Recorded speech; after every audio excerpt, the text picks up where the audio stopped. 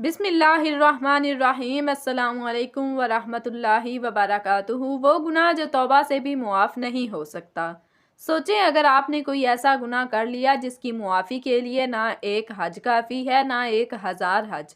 اگر آپ نے 100 بار نہیں بلکہ 10,000 بار اللہ کے حضور گڑ گڑا کر توبہ کی لیکن پھر بھی وہ گناہ معاف نہ ہوا۔ تصور کریں اگر آپ مکہ مکرمہ جا کر خانہ کعبہ کے سامنے روئیں، مدینہ منورہ جا کر روضہ رسول صلی اللہ علیہ وسلم پر گریہ وزاری کریں لیکن وہ گناہ پھر بھی بخشش کے قابل نہ ہو، کیا واقعی کوئی ایسا گناہ ہے جسے معاف کرنا اللہ کے قانون میں بھی شامل نہیں؟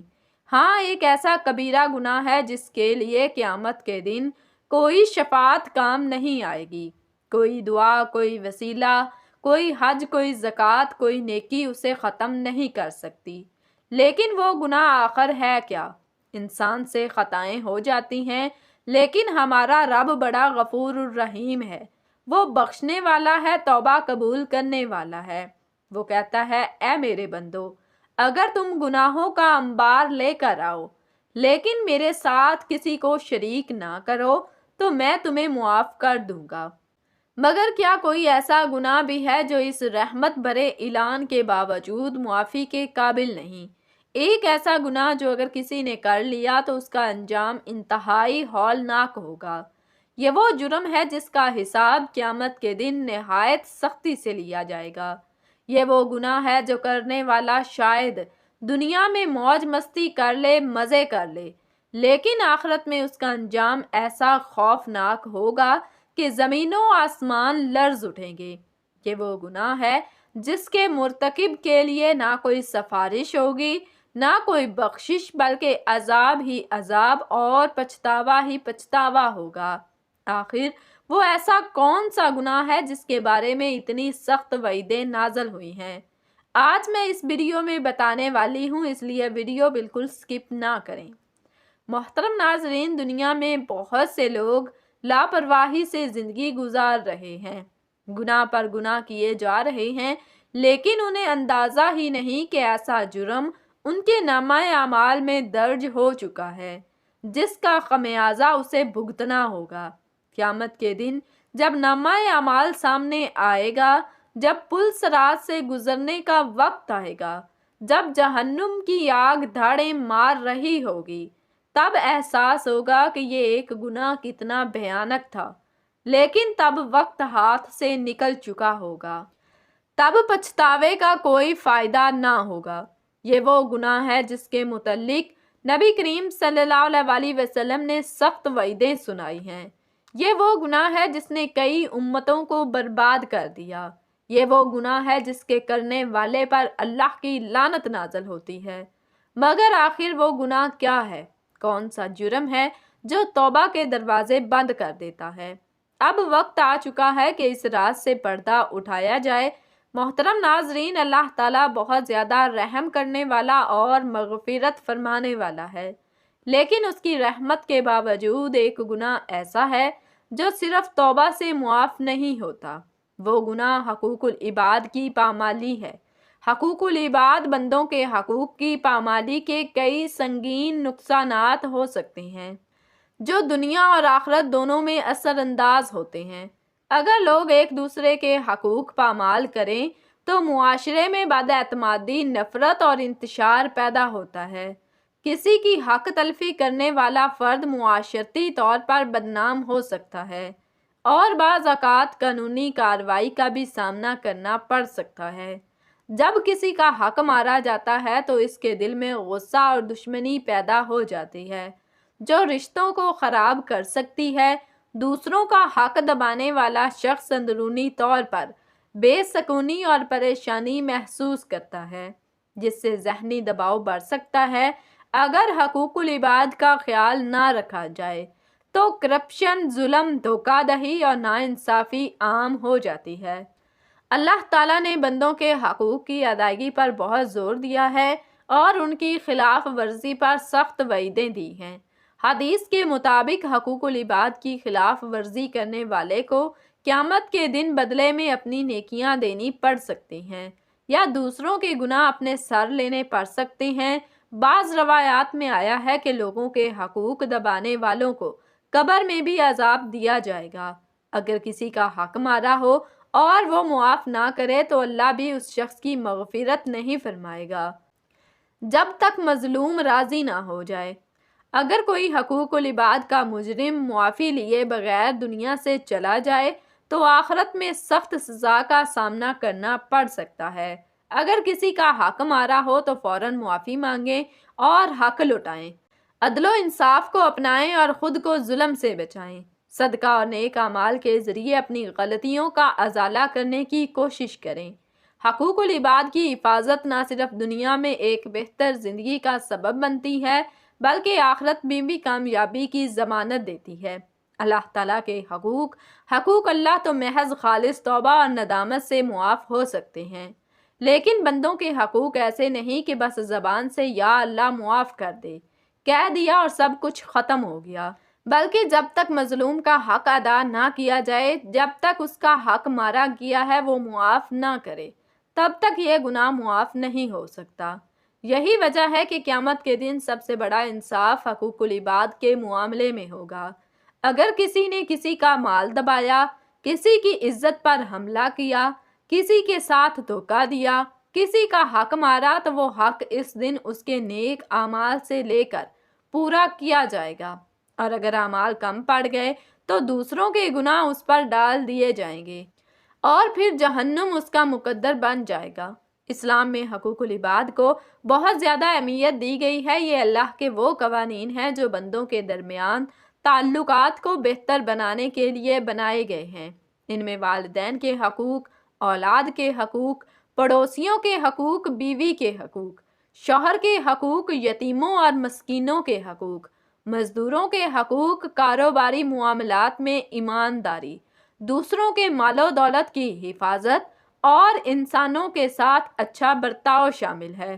ارشاد باری تعالیٰ ہے، نیکی اور تقوی میں ایک دوسرے کی مدد کرو اور گناہ اور زیادتی میں ایک دوسرے کی مدد نہ کرو۔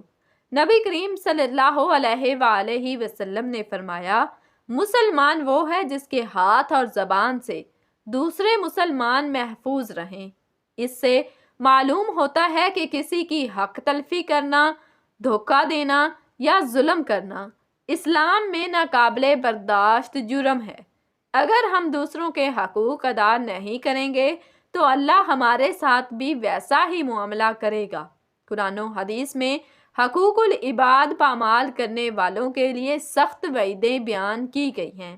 اللہ تعالیٰ فرماتا ہے، جس نے ذرا برابر بھی نیکی کی ہوگی وہ اسے دیکھ لے گا، اور جس نے ذرا برابر بھی برائی کی ہوگی وہ بھی اسے دیکھ لے گا۔ نبی کریم صلی اللہ علیہ وآلہ وسلم نے ایک حدیث میں فرمایا، جانتے ہو قیامت کے دن سب سے زیادہ خسارے میں کون ہوگا؟ ایک ایسا شخص جو قیامت کے دن نیکیاں لے کر آئے گا، نمازیں پڑھی ہوں گی، روزے رکھے ہوں گے، زکوٰۃ دی ہوگی، لیکن اس نے کسی کو گالی دی تھی، کسی کا حق دبایا تھا، کسی پر ظلم کیا تھا، پس اس کی نیکیاں ان لوگوں میں تقسیم کر دی جائیں گی، اور جب نیکیاں ختم ہو جائیں گی تو دوسروں کے گناہ اس پر ڈال دیے جائیں گے، پھر اسے جہنم میں پھینک دیا جائے گا۔ یہ حدیث سن کر لرز جانا چاہیے کہ اگر کسی نے کسی کا حق مارا، کسی کے ساتھ زیادتی کی، کسی کو دھوکہ دیا اور پھر دنیا میں توبہ کیے اور معافی تلافی کیے بغیر مر گیا تو قیامت کے دن اس کے پاس کچھ نہیں بچے گا۔ دنیا میں اگر کوئی شخص کسی کا حق مار کر مزے کر رہا ہے تو اسے یاد رکھنا چاہیے کہ یہ فائدے بہت مختصر ہیں، لیکن قیامت کے دن اس پر بہت بڑی مصیبت آئے گی۔ اللہ تعالیٰ ظالم کو فوری سزا دے یا نہ دے، مگر اس کے حساب کا دن ضرور آئے گا۔ نبی کریم صلی اللہ علیہ وسلم نے فرمایا، ظلم کرنے والا قیامت کے دن اندھیروں میں ہوگا۔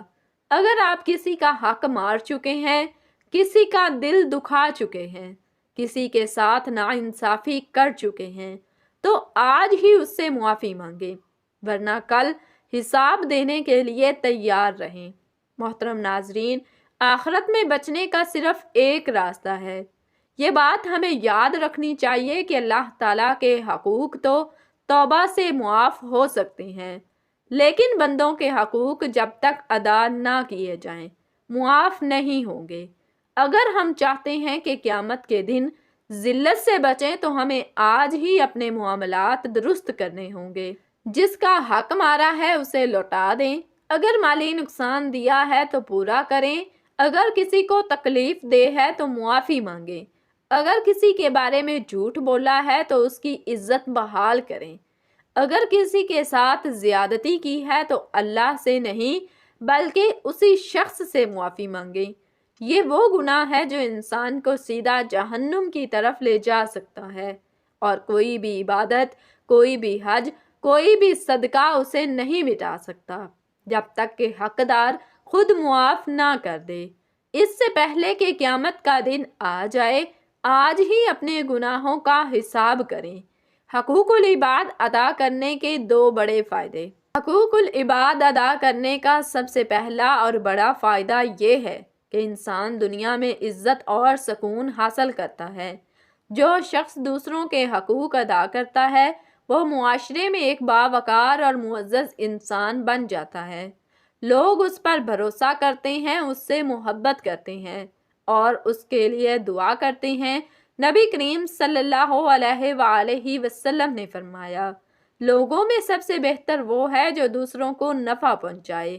جو انسان دوسروں کے ساتھ اچھا برتاؤ کرتا ہے، ان کے حق ادا کرتا ہے، وہ کبھی بے سکونی کا شکار نہیں ہوتا بلکہ اس کے دل کو بھی روحانی سکون نصیب ہوتا ہے۔ اللہ تعالیٰ اس کے رزق میں برکت دیتا ہے، اس کی مشکلات کو آسان کرتا ہے اور اسے لوگوں کے دلوں میں عزت عطا کرتا ہے۔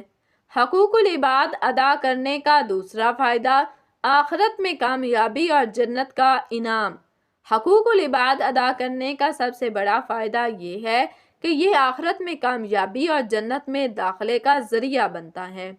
نبی کریم صلی اللہ علیہ وسلم نے فرمایا، جو شخص اپنے بھائی کی پریشانی دور کرے گا، اللہ قیامت کے دن اس کی پریشانی دور فرما دے گا۔